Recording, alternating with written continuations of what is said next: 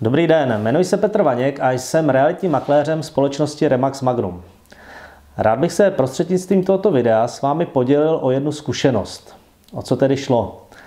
Mám klientku, pro kterou sháním byt ve Šlapanicích, 2+KK nebo 2+1.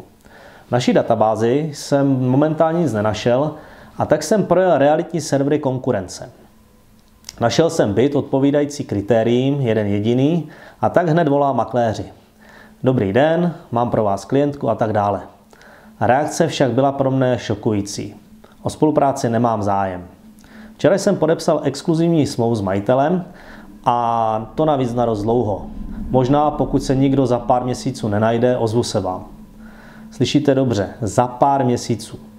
Tomu teda říkám hájit zájmy klienta. Tento pseudomakléř je prostě pro majitele bytu hotové neštěstí. Možná mohl mít tento byt obratem prodaný a v očích klienta by byl za fréra, který práci rozumí. Ne, tento člověk je ochotný celý proces natahovat na měsíce. V ten moment jsem si uvědomil v plné souvislosti, jak báječně funguje Remax.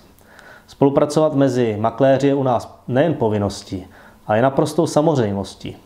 Jednou pomůžu najít klienta já kolegovi, podruhé on mě.